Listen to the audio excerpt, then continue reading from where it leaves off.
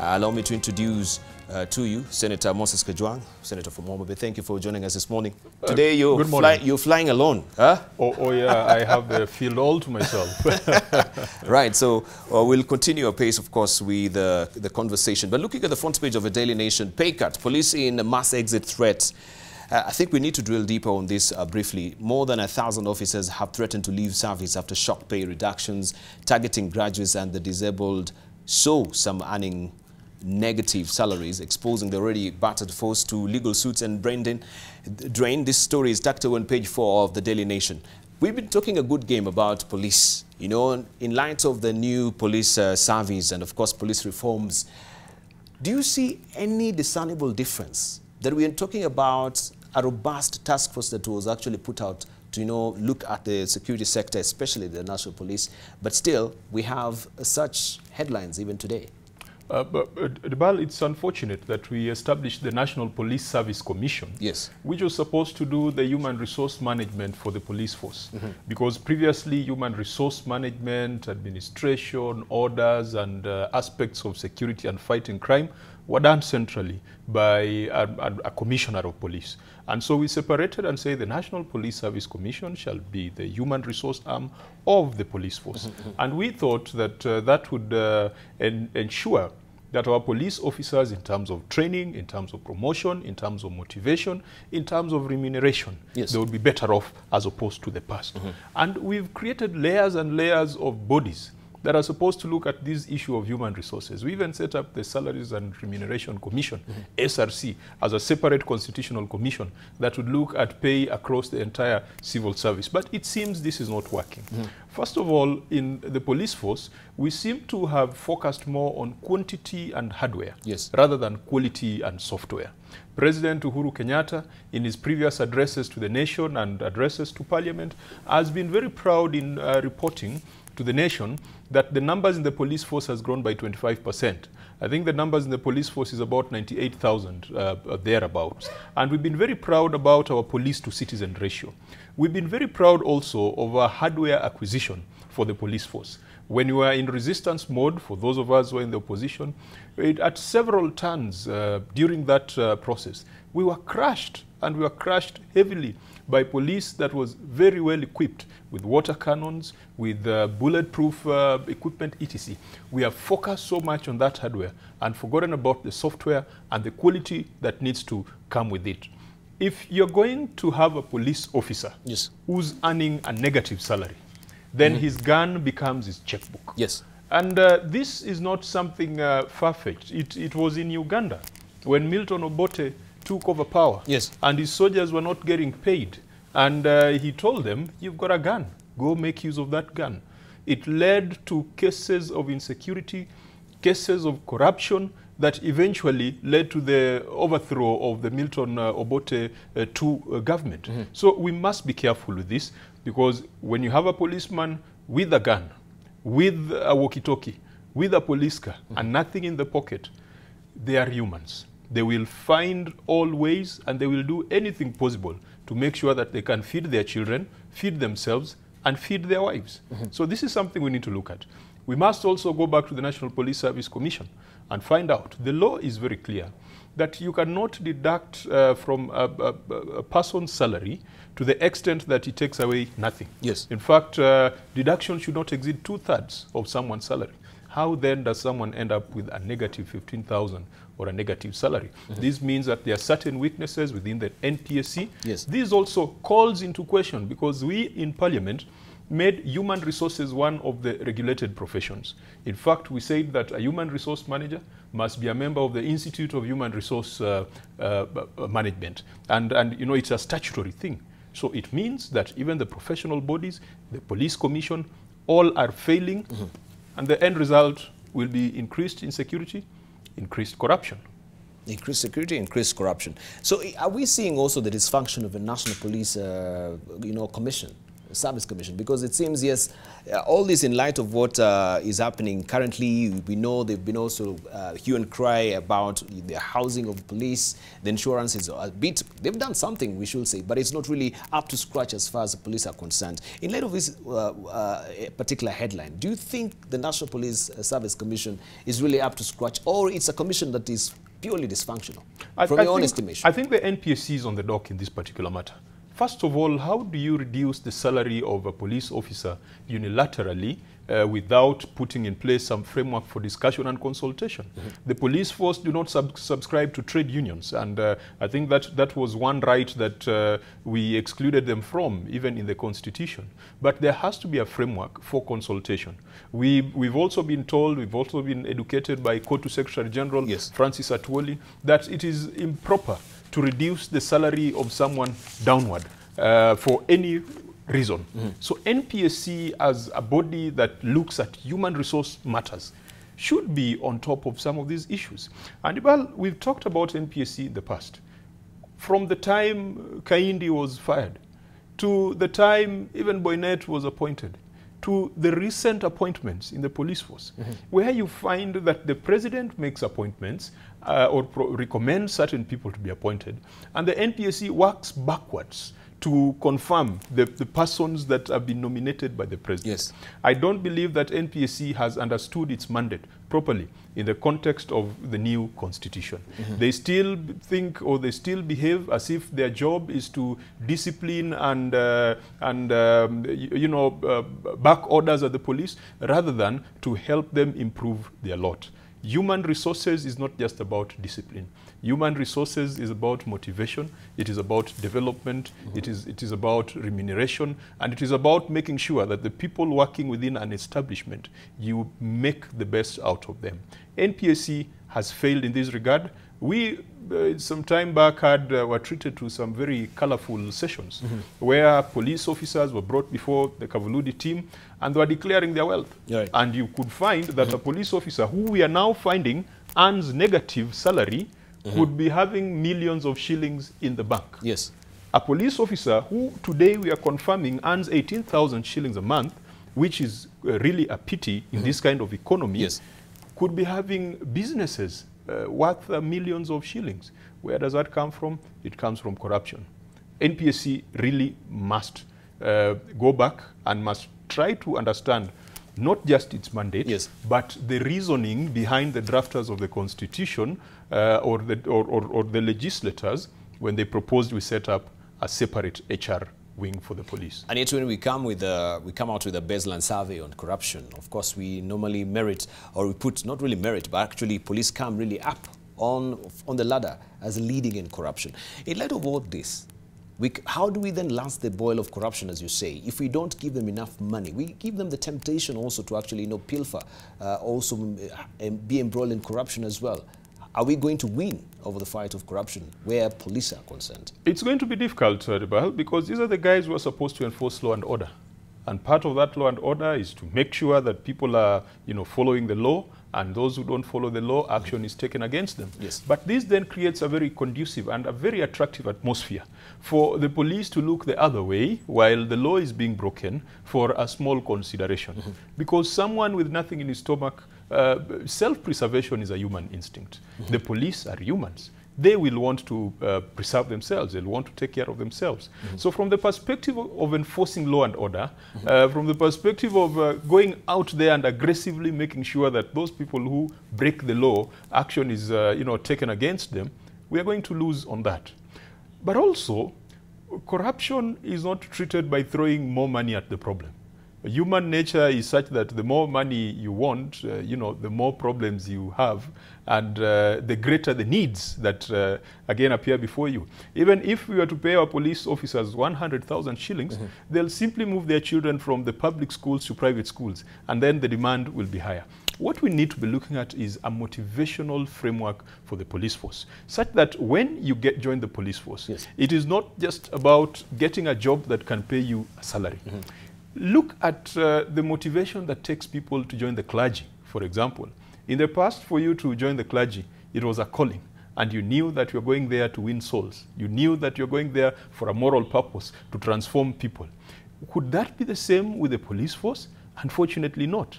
And Debarl, remember that even at the point of entry into the force, yes, corruption is usually there. You find that people have to pay to join the police force, and it is not cheap. 100,000, 200,000. We talk about these things because we know them. Of course, the people in authority would want to deny it, but that is the reality. You have to bribe your way to get into the police force. So it means that the motivation is not to go and serve. The motivation is not law and order. To you and to many people who do that, it is an investment. I've put in 200,000, that's seed capital. I must make sure that I get it. And maybe the best way of getting it is to be deployed to the traffic or to be deployed in liquor licensing, roaming the city at night. The anti-narcotics. Yes, yeah. And you go to big club, you go to whatever clubs there are in town, and you get something little to allow the music to play on. So the motivational framework must address, we must ask ourselves, why do our young people join the police force? What is it that they expect to get out of it? And we must change their thinking, change their mind that it is not just about the cash or financial reward. I don't know when we'll get to it, but even places like in the US and in the Western world, to be a firefighter is a noble undertaking. You find someone who is a firefighter and is extremely proud of it. Yes. It is not about the money that he's making, but the fact that he's in a position to save lives. That's where we should be. That's not where we are. And that's where the National Police Service Commission should be driving us towards. And what is on the standard as well really flies in the face of what we have in the Daily Nation, right? While they want to decrease the salaries for the policemen, we have also the cost of living going way up, right? Why cost of living will go up in July, right? Tough times in a set of tough conditions. IMF wants the government to fund its budget through taxes rather than debts, right? So it seems we are, going at polar ends. Decrease, increase. This is not going to augur well. Where are we at as a country? Or generally, globally speaking, is it just a Kenyan problem or is a global situation currently, very briefly? We are seeing a case of, robbing Peter to pay Paul, robbing the local taxpayer to pay people who have lent us debt. This thing of increasing taxes, particularly on petroleum products, yes. I sit in Parliament. I will vigorously oppose this because when you do that, you're passing that burden to that person who uses paraffin. You're passing that burden to the person who uses a matatu. You're passing the burden to every single person in this economy. You increase your taxes on petroleum products by 17%, and the corresponding increase in inflation will not be far from that. This is about addressing the budget deficit. Yes. We have borrowed, and we have said in the past that some of our borrowing has not been very well inspired. That is what we need to deal with. Yes. If you look at the 17 billion or whatever amount we expect to get out of this increased taxation, yes. and compare that with what the Auditor General says we lose annually out of wastage, out of corruption, out of poor decisions yes. in government, that is where the focus should be, instead of putting a greater burden on taxpayers, and then when we collect that money, we misuse it. This is something that any single Kenyan, whether handshake or not, must vehemently oppose, and we must say that the debt that we have accrued in the past, it must be brought to, it must be accounted for. We must know what it went into doing, and even the debts that we are getting. We are about to go back to the Eurobond market. We must have certain questions answered before we go there. Otherwise, we'll be borrowing from the European markets. We'll be hurting the local people in terms of increase in food prices, in terms of increase in cost of living, and yet the ruling class and those in government continue to waste and pilfer. And some people, like the police force, go home with nothing. This is unacceptable. And this is something that, despite all the political, arrangements, yes. the common denominator is a common mwananchi. Right, but the question would be, again, even if we go for this particular loans, that we are actually now saddled with the responsibility of paying, not even on this generation, but in the future generations as well. Have we exhausted the, tax revenue streams in the country that we should actually go outside and borrow? And I think this is what the IMF is saying. In a set of the tough conditions, the IMF wants the government to fund its budget through taxes rather than debts. Have we?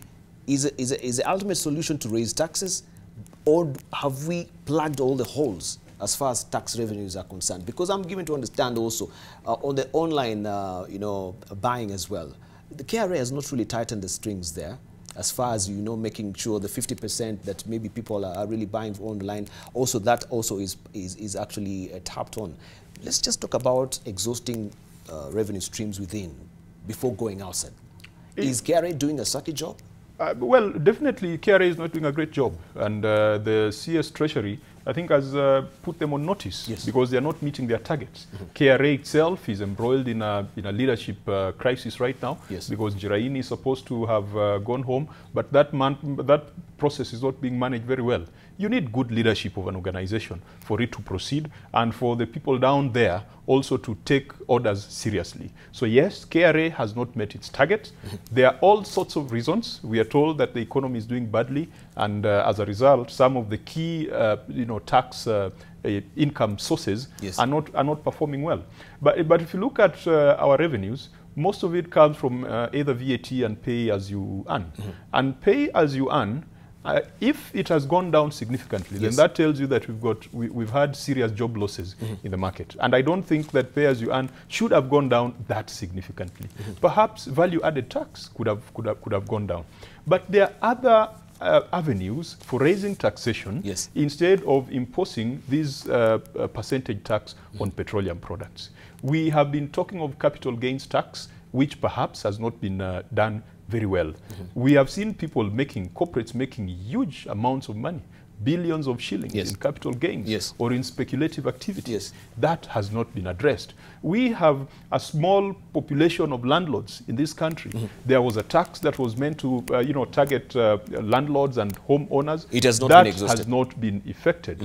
And we find it easier to apply some of these taxes on the people without a voice, because the landlords have a voice, because the corporate guys have a voice, because the gambling companies have a voice. They've organized themselves properly. And then there is the tax evasion. And tax evasion that is perpetrated by the high and mighty. There's too much tax evasion in this country. And then there are now the duty exemptions. Every other time we are facing an election, you'll find that we are doing waivers on sugar, we are doing waivers on maize, and we are doing waivers on milk and such products.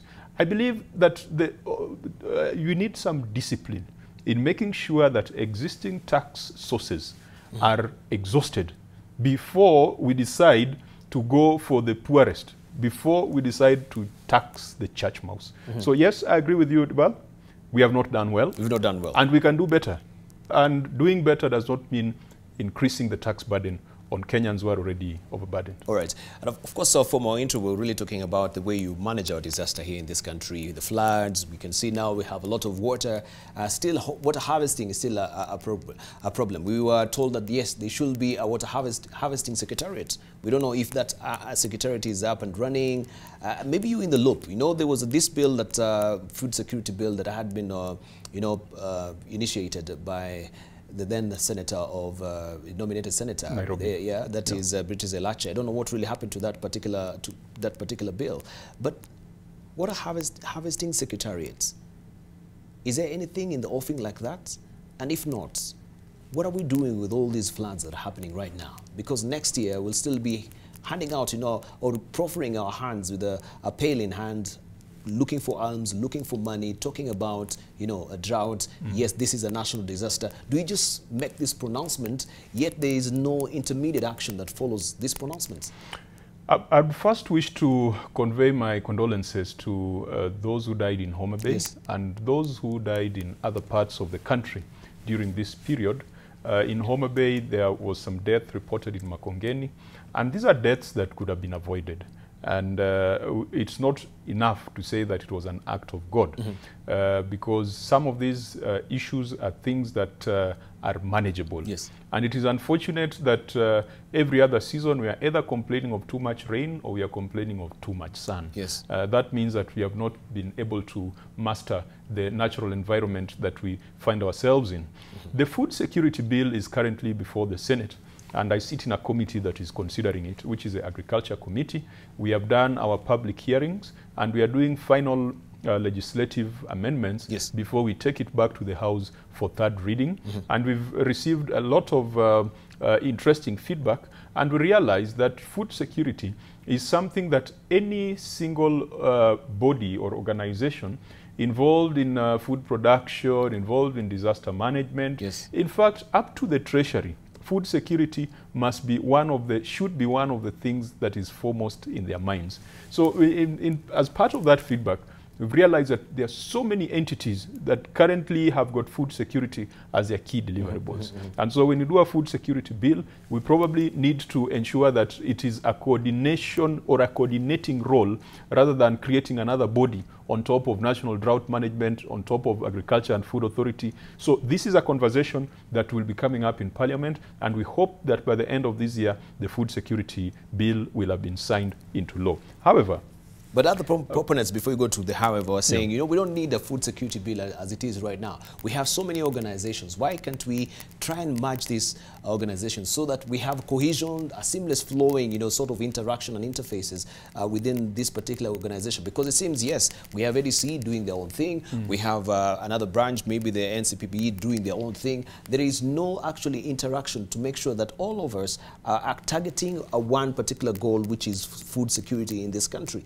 So do we need this particular food security bill in the first place? Well, I agree with you, because the Bill of Rights also, or the Constitution in the Bill of Rights, provides that every Kenyan has a right to, you know, access to food and freedom from hunger. And so the bill just gives effect to that provision of the Constitution. But yes, there's a plethora of organizations that are concerned. And that's why a part of the public participation of the feedback we have gotten is that we should not be building a new authority. We probably need to establish a council that brings together all these various players. And you realize that in food security, bodies including the National Cohesion and Integration Commission, NCIC, Kaparo-led, because food sometimes is a leading cause of conflict and lack of cohesion between communities. So yes, from that perspective, we are looking at a council that would then coordinate the various disparate parts. You also have to remember that county governments also have a responsibility on food security because agriculture is devolved. But the however bit was on the issue of rainwater harvesting. Yes. Some of these things, Debarl, some of these things, I had a conversation, and maybe I can reveal, I had a conversation with my own father.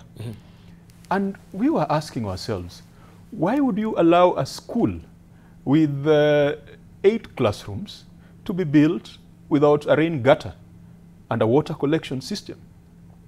Why would we allow buildings in our counties to be put up without rainwater harvesting system? Now, what I'm trying to say is that this is not an issue that we are going to say Jubilee and the national government. Yes. This is an issue that starts with us.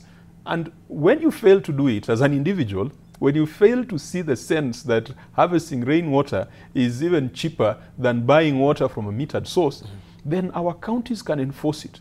As part of building plan approval, NCA or the counties, when they're doing their permits for buildings, it must be made mandatory that one must be able to tap that rainwater. Because you'll build a house worth 4 million shillings, and you will need maybe 200,000 to put up a rainwater collection system. It is just one of those things that you know, we are not thinking right. And there'll be so many homes. Right now, if you fly all over this country, it is dotted with iron-roofed structures. But very few of them have got a tank or have got a way of tapping that water. And so you still have a lot of diseases because we are consuming water that is not clean. So there's a lot. Now, you put up a task force, whatever you do, this is something that has to be devolved. It has to be in our minds. It has to be part of our thinking that rainwater is not something that should be wasted. Then we also need to address the issue of building in wetlands. Yes. We have grabbed wetlands and converted them into all sorts of things. I was surprised to see flooding next to St. Mary's in Lavington. And it was serious. And the people who live in Riverside, along the banks of the river, had a very rough time. I saw flooding in Runda. I saw flooding in areas where you previously didn't imagine there would be flooding. It is a progressive problem of people building in wetlands. In Homa Bay, which is a town right on the shores of Lake Victoria, you probably will find that people have grabbed and built on wetlands, which was supposed to process the spilling rainwaters before it gets into the lake. So we need to look at all these issues in totality. We had a very interesting discussion about 3 weeks ago when we went for a Commonwealth Parliamentarians Forum. Yes. And we had representatives from small states like Jamaica, small states like Guyana, etc. For them, their biggest threat is climate change. And even in Kenya, if we do not make climate change top of the agenda, then we will not have a country to hand over to future generations. Our discussions should not just be on the constitution, yes, or on positions for power sharing. We must bring climate change on the agenda. All right, my critical question will be, of course, in light of what we're talking about, disaster, food management, food security, what is happening to the national security? This is a National Disaster Management Bill. I've said it's been almost 10 good years, and this has not been given any preeminence in Parliament. How is that? In light of what we are going through, truly, don't we think, or as a country, we need a good management when it comes to disaster? Because all it seems is we're always putting out fires, right? We're always having knee-jerk reactions and band-aid solutions.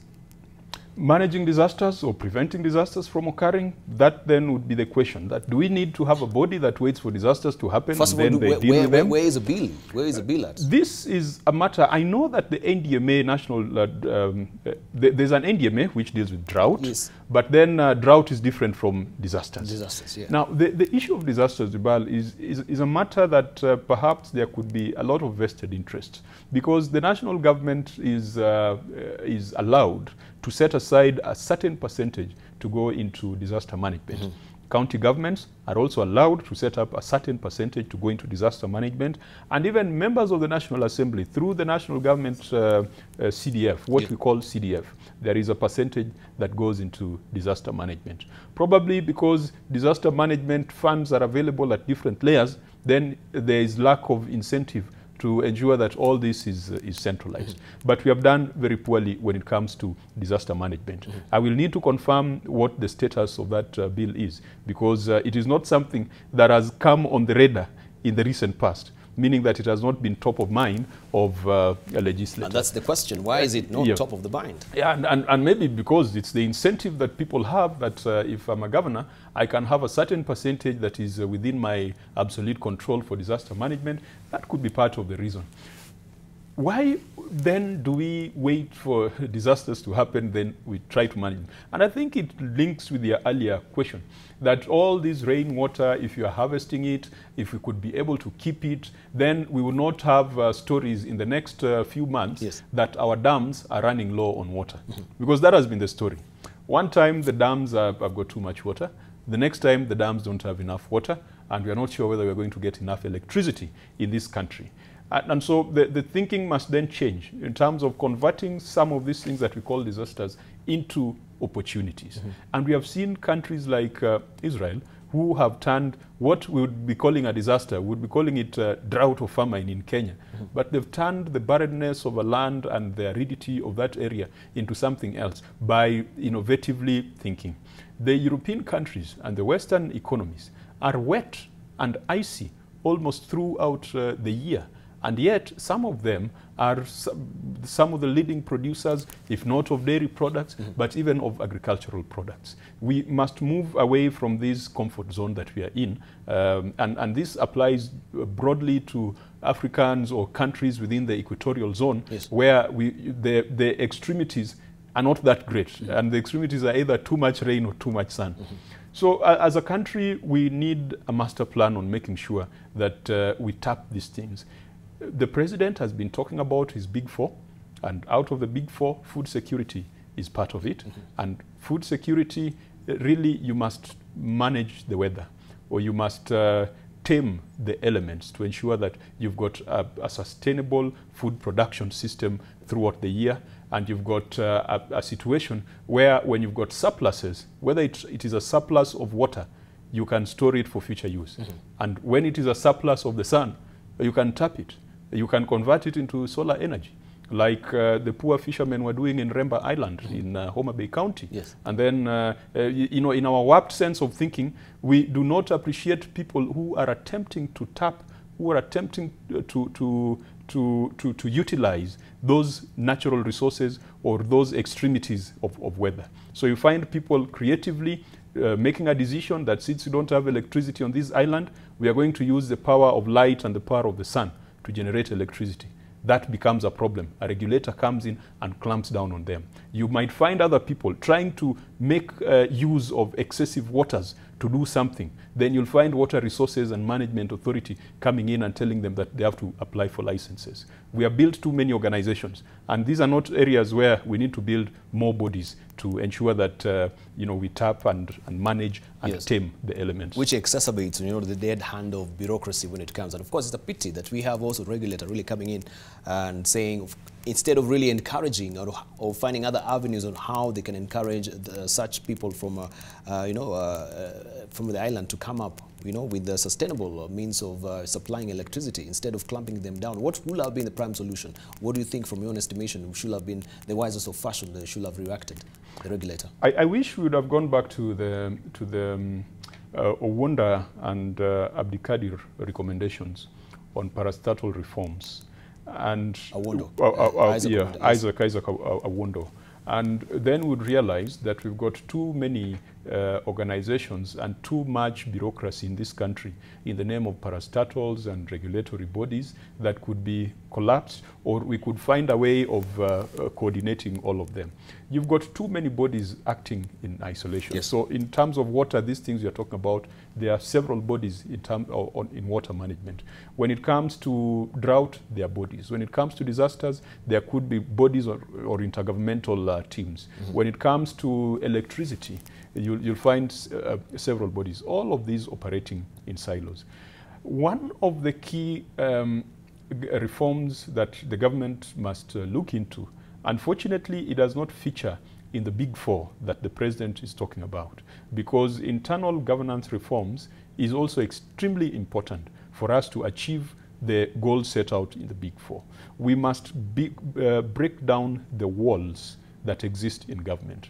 We must build bridges within government. Raila and Uhuru talked of building bridges to a new Kenyan nation. They addressed the software issues that have been forgotten for far too long. Mm-hmm. But we must also build bridges within government to make sure that government works like an orchestra, that the government works in harmony. Not many governments have achieved that. So I don't expect that Kenya will start it and achieve it. But there has to be a starting point. But there also has to be a strategic focus on certain areas where we are saying on these particular areas we cannot afford to get it wrong. So when it comes to things like food security, bodies to do with irrigation, bodies to do with water treatment, bodies to do with environmental protection, all these must be put into a room, and they must have a concerted view, and they must move together in unison. I wish out of the big four we could have another 5, which would be governance reforms, because bureaucracy is killing Kenya. Mm-hmm. And it is that bureaucracy that we started talking about when we were talking of NPSC, a body set up to look into HR issues, and then they forget what they're supposed to do, and people are still complaining. And so we are going to set up a body to investigate the NPSC. We are going to set up a body to investigate. Another task force. Too much bureaucracy. Too much bureaucracy. Of course, I'll be remiss if we don't actually also look at the politics of last week. And of course, big also on the Senate was the row between Wetangula as the Senate minority leader and ODM saying, no, we need ours to come to the fore and take, of course, charge of the minority leadership. Let's just take a listen on what happened last week. A conspiratorial process has been going on. Mr. Speaker, sir, we sat and deliberated on these issues, and the majority of opinion was that we need a change of leadership. ODM is not a member of this House. Members of ODM access this House and have a call of legitimacy by virtue of being members of NASA. I came into this House through my name, my picture being put in the ballot box as ODM. And as I stand here, I represent the party ODM. We will make sure that this process is neither frustrated, nor derailed, nor in any way made not to work. If anybody wants a divorce, it will be messy, it will be noisy, and it will not be easy. These people seem to very determined to do what they do. After this, we can have tea, and let's agree how you can move to this side so that we can work together, Mr. Speaker. The removal of Senator Moses Wetangula as Senate Minority Leader though valid, stands suspended and will not take effect unless and until a senator has been elected by the NASA coalition in the manner provided. All right, let's hear from Moses Kajwang to tell us what is really happening within Senate right now. Why this new development? Why is he being ousted out? Well, Debarl, in the 12th parliament that we are in, NASA and ODM had not taken a definite strategy. Remember, after we got sworn in, we decided to go on boycott mode. When President Uhuru Kenyatta came to address Parliament, we boycotted Parliament.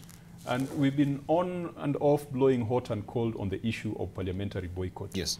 Following the events of, I believe it was 9th of March, the handshake between Raila Odinga and Uhuru Kenyatta, we retreated into a parliamentary group meeting as ODM, and we made the decision that we are going to take a much more active and robust role in Parliament.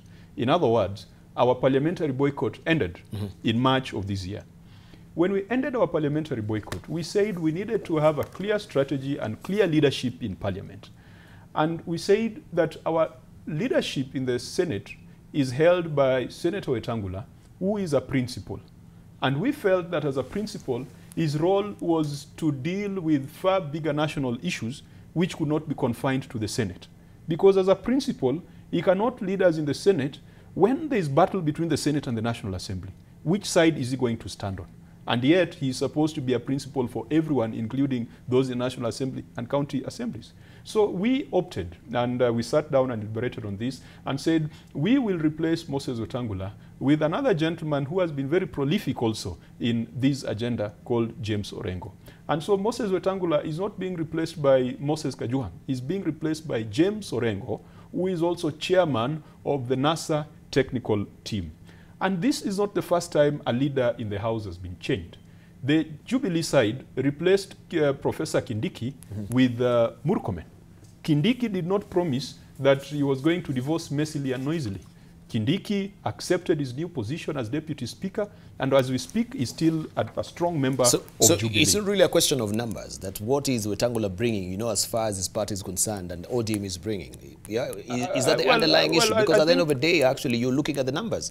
So yes. Yeah, let's just call a spade, and you tell us this morning that, yes, Moses Wetangula is not bringing any figures on the table, and ODM has all the figures within the Senate. So how can he be the senator minority leader? Listen, that's not the absolute argument. It is part of the reasons, but I could put it at reason number 8 or 9 or number 10 there at the bottom. We are not, for example, proposing the removal of Mutula Kilonzo, and yet Wiper has got 3 senators. We are not proposing the removal of, for example, George Haniri from ANC, and yet ANC has got 3 senators. Compared to ODM with 20 senators. So it is not an argument of numbers. It is an argument on the quality and substance of leadership that we need at this particular point in time. It is also a question of a leadership that will act as a bridge between the agreements between Raila Odinga and Uhuru Kenyatta, and who will be able to marshal forces within the Senate and within Parliament to ensure that whatever agreement that is that is arrived at, if it requires parliamentary support, it is done properly. So we need a leadership that is firmly and is in no doubt that it supports that agreement, that political agreement.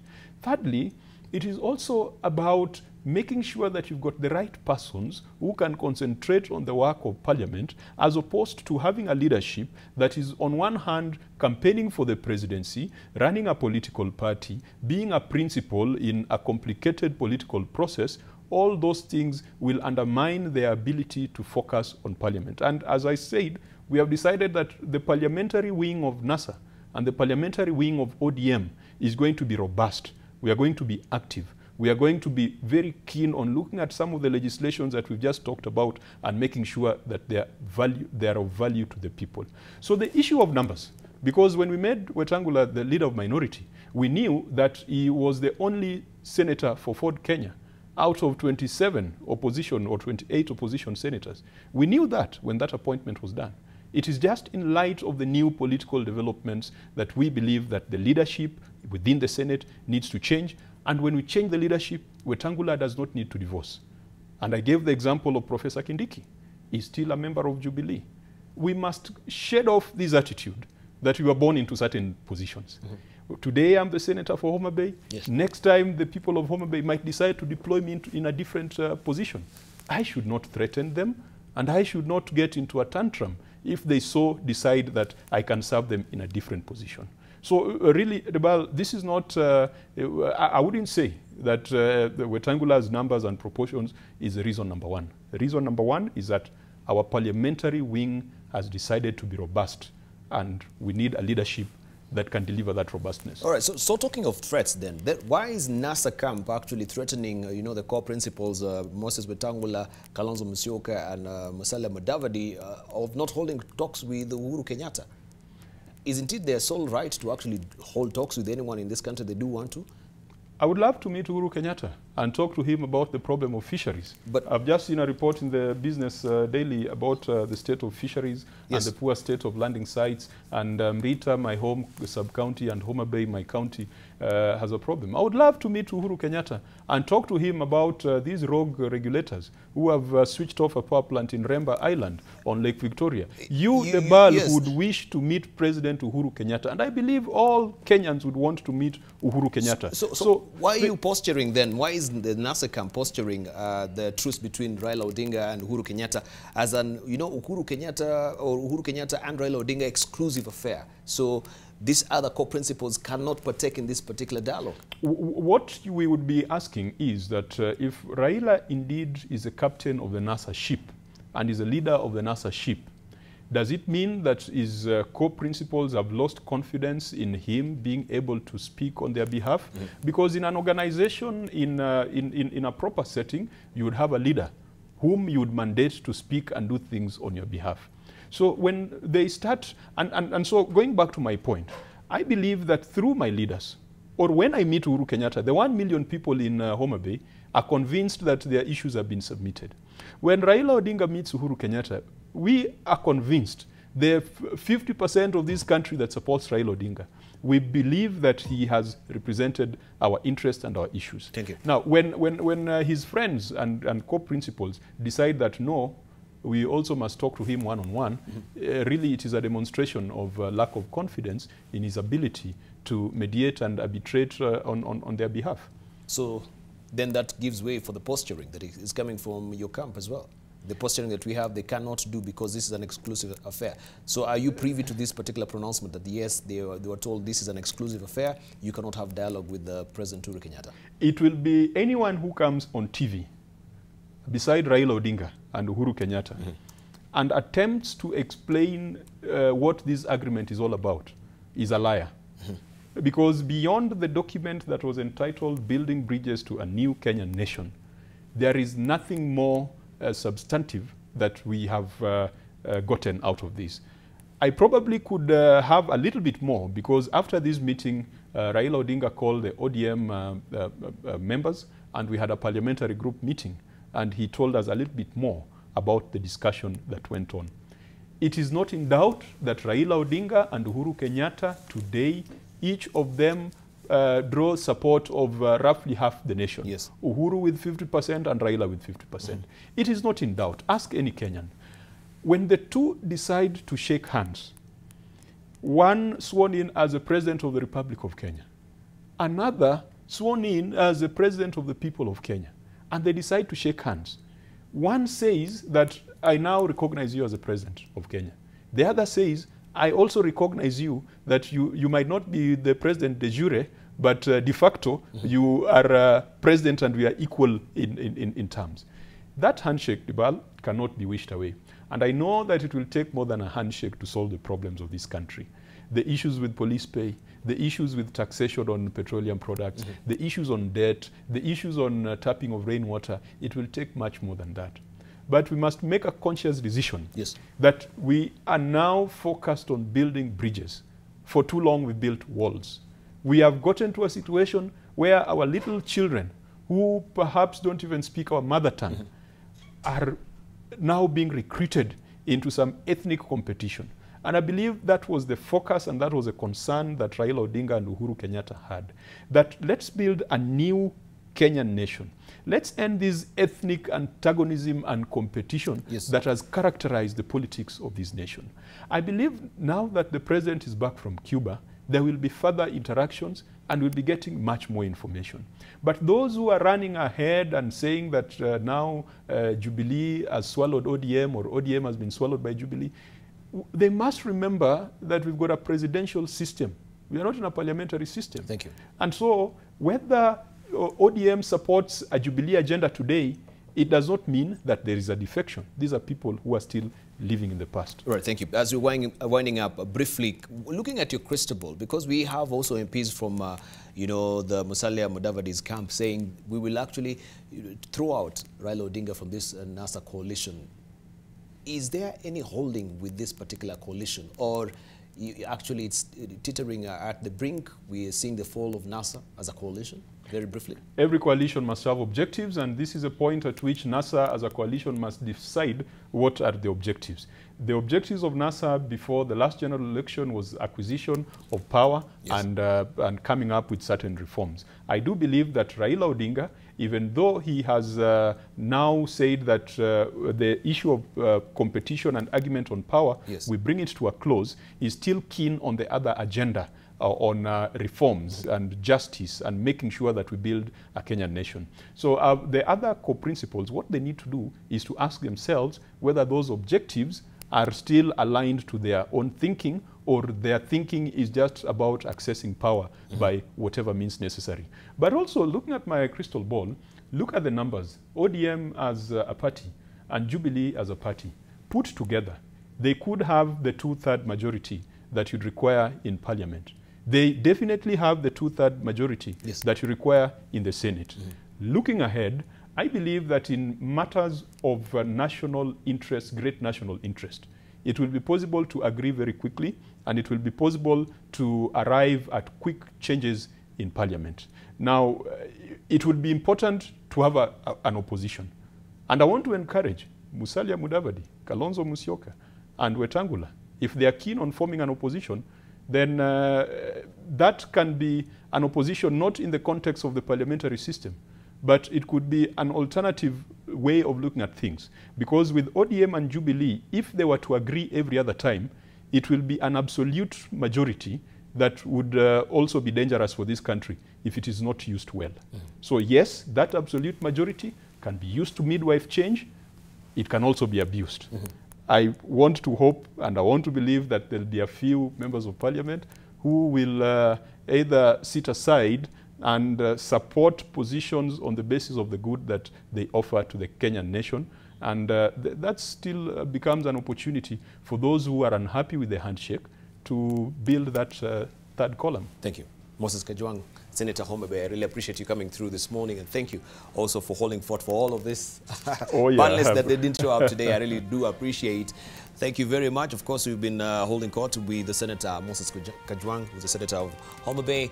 And yes, as usual, our panelists, of course, they normally show up regularly and faithfully. Today, they were caught up with various mischiefs. Traffic jam, some of them also slept through the LM, I need not mention, and of course some of them also are out of the country. Senator Anyang' Nyong'o is in Cuba, I believe is also flown back from Cuba with the president as well, and also others we couldn't reach to them this morning via phone. But I want to thank you nonetheless also for your valued company. We shall continue with the political discussion tomorrow on People and Politics. Thank you. Have a lovely day.